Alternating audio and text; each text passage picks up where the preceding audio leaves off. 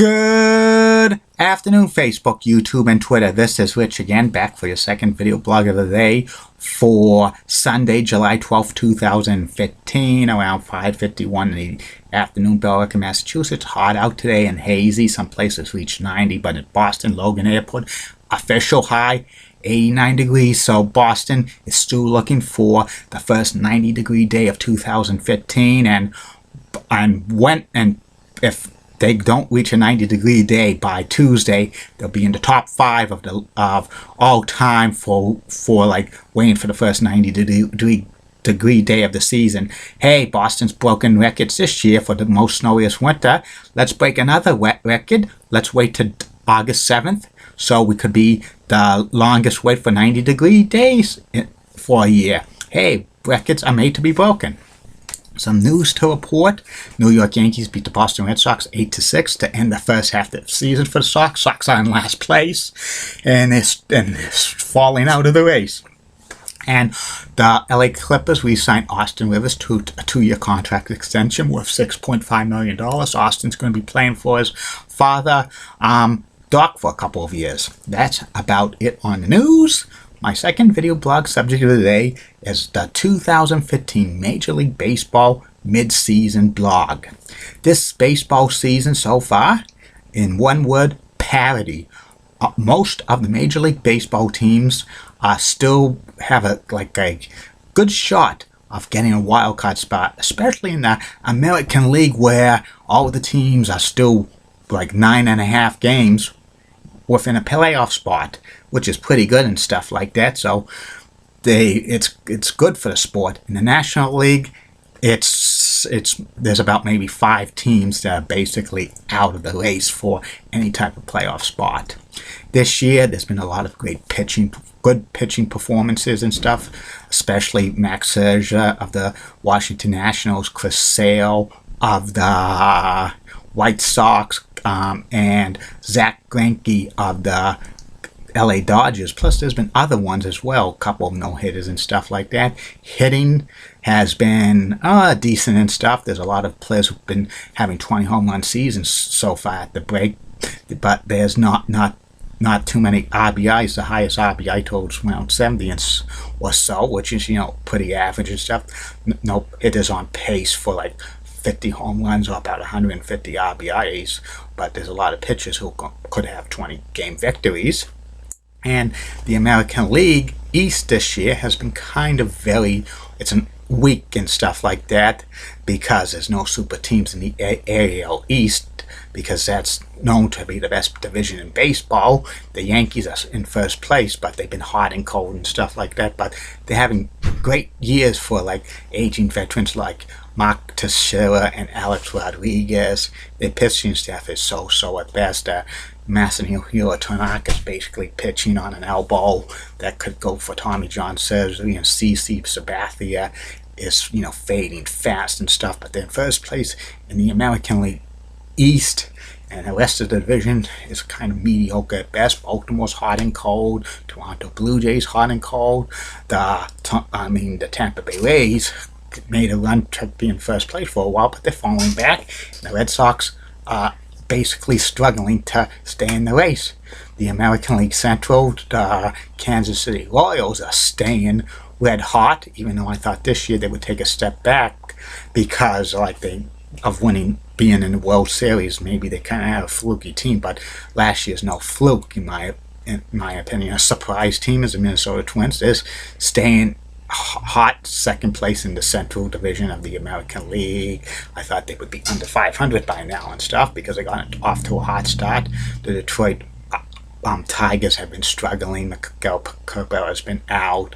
Their pitching's been weak. Justin Verlander's missed most of the season. The Cleveland Indians have a decent pitching staff, but they don't have run support, and they're basically just fighting for a wild card spot to stay in wild card contention. And the Chicago White Sox made improvements over the winter, but they haven't translated to anything with wins on the field. And Chris Sale's a great pitcher and stuff like that, but he could beat a Cy Young award, but he's not going to make the postseason. In the American League West, It's the Houston Astros been so surprising this year, staying in first place most of the first half. But they come back down to earth. The LA Angels of Anaheim have been a mess, but somehow they're in the race and stuff. They're going to go into first place soon. Seattle Mariners has been a disappointment. The Texas Rangers has been okay and stuff like that, hovering around 500. And the Oakland A's are just, terrible and stuff like that. In the National League East, the Washington Nationals have been decent, struggling a little bit, kind of 500 for most of the first half, but they're on its surge. I think they're going to go surging in the second half. New York Mets have a great pitching staff, but not too much offense, but they're somehow staying above 500 in a wild card race, which is pretty good considering this year was going to be maybe 500 at best, but I think they're on their way. And the Atlanta Braves and Miami Marlins and the Philadelphia Phillies suck. They have no hope for the second half, and they're probably going to get rid of players. And in the National League Central, there's the only really dominating team in Major League Baseball this year, St. Louis Cardinals. Best record in baseball up to this point, despite having injury after injury after injury. They have a good farm system, so they plug them in. That's great. Pittsburgh Pirates do having a tremendous year and stuff like that. If they were in the East or the West, they'd probably be running away with those divisions, but they're stuck in the National League Central, so they're on pace to get another wild card spot. The Chicago Cubs have been real surprising this year, and they could be surprised and get a wild card spot. The Milwaukee Brewers and the Cincinnati Reds are pitiful, awful. They'll be unloading at the trading deadline. In the National League West, the LA Dodgers have been doing pretty good and stuff, first place, but they haven't had a great pitching for Clayton Kershaw. But Zach Greinke's been awesome for them this year, and they've had decent hitting. The Arizona Diamondbacks have been a surprise for this division, hovering around 500. The San Francisco Giants up and down this year, but it seems every odd year they don't make the playoffs and stuff, and they finish under 500. So 2015 might be no exception. San Diego Padres disappointing because they got so much talent over the winter. They thought they were going to be like winning the division. They had to get their farm system to get players, and then they might have to dump them at the trading deadline. They fired their manager, Bud Black, and the Colorado Rockies are the Colorado Rockies. They suck every year. And second half of MLB, I'm predicting in the American League that winning that division will be the New York Yankees, and the rest of the divisions will follow. Second place probably be Baltimore Orioles, third place Toronto Blue Jays, fourth place Tampa Bay Rays, fifth place Boston Red Sox. In the American League Central, the Kansas City Royals are going to win that division pretty easily. Second place, I'm probably going to go out on a limb. I think somehow the Detroit Tigers get second place in that division. Third place will be the Minnesota Twins. They'll probably tail off. Fourth place, Cleveland Indians are bringing up the Chicago White Sox. And in the American League West, first place will probably be the LA Angels of Anaheim. Second place will be Houston Astros. Third place will probably be Texas Rangers. Fourth place, Seattle Mariners. And fifth, Oakland A's. National and the American League wild cards probably will be Detroit and Houston. And in the National League, I think it's going to go as follows: the National League East, 1, Washington Nationals, 2, New York Mets, 3, Atlanta Braves, 4, Miami Marlins, 5, Philadelphia Phillies. And in the National League Central, number 1 is going to be St. Louis Cardinals. Number 2 is going to be Pittsburgh. Number 3, Chicago White Sox. Number 4, Cincinnati Reds. Number 5 will be Milwaukee Brewers. And in the National League West, number 1, LA Dodgers. Number 2, Arizona Diamondbacks. Number 3, San Francisco Giants. Number 4, San Diego Padres. And number 5 will be the Colorado Rockies. I think the NL West will only have like the Dodgers above 500, and the wild cards for the National League is going to probably be Pittsburgh and the Mets. I just think they're going to surprise a lot of people and stuff, and do this, just holding off the Cubs this year, but next year they'll be awesome and stuff. And my World Series prediction, as of right now, I think St. Louis is going to win the World Series. I think they're going to beat the Kansas City Royals. It will be a rematch of the 1985 World Series, the I-70 World Series. And here's my Major League Baseball awards mid-season, what I'm going to predict. I'm first going to predict the National League Most Valuable Player, Bryce Harper of the Washington Nationals. This is a no-brainer. American League Most Valuable Player, another no-brainer.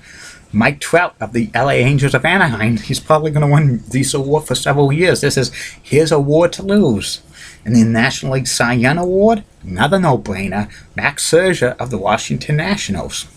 The American League Cy Young Award winner, I'm going to give it to Chris Sale of the Chicago White Sox, even though he's not going to have like a good, impressive win total, but his strikeouts is pretty amazing, as he always pretty amazing. He's probably going to have rest of the season 10 or more strikeouts almost every game he pitches. The National League Rookie of the Year will probably be Chris Bryant of the Chicago White Sox. He's in the Chicago Cubs. He's hitting a lot of home runs. American League Rookie of the Year, Devin Travis of the Toronto Blue Jays, second baseman. He's having a pretty good year. AL Manager of the Year is going to be A.J. Hinch of the Houston Astros. And NL Manager of the Year is going to be Mike Matheny of the St. Louis Cardinals. And look for some things to happen in the second half of the season. There's going to be a big fire sale for the Philadelphia Phillies. I think they're going to trade Cole Hamels away. They're going to trade Jonathan Papelbon away. I think Ryan Howard's going to be traded away. And Chase Utley's going to be traded away. And it's going to be a big fire sale. The management of the Philadelphia Phillies held on to these guys too long. Real great press this time. I think they were too loyal to them and stuff. So it's going to be a major rebuilding process. Plus, I also predict Johnny Cueto of the Cincinnati Reds be traded away, and others. And I'm also predicting there's going to be a couple more no-hitters in Major League Baseball. I'm also predicting David Ortiz of the Boston Red Sox is going to hit his 500 home run. And I'm going to also predict that Alex Rodriguez of the New York Yankees are going to continue to have a great season. He's not going to flunk any more drug tests, in my humble opinion, because I don't think he's stupid enough to do PEDs anymore. So he's going to have a great second half of the season, probably win Comeback Player of the Year. And also another prediction I'll have, there's going to be at least 420 game winners in Major League Baseball this year. And there's going to be maybe 2 players that hit 40 home runs in this season. I think it's going to be Bryce Harper of the Washington Nationals, and I think Mike Trout of the LA Angels of Anaheim. And that's about it on this blog. Third and final video blog of the night will be about the person I profile, will be about the late great actress Marcia Wallace, who's famous for being on the Bob Newhouse show playing Carol, and Mrs. Kowalski as the voice of her on The Simpsons. Plus, she was a Match Game regular. Have a good day, Facebook, YouTube, and Twitter. Like I always say, keep calm, and I'm a Julie Bratton guy. Bye now.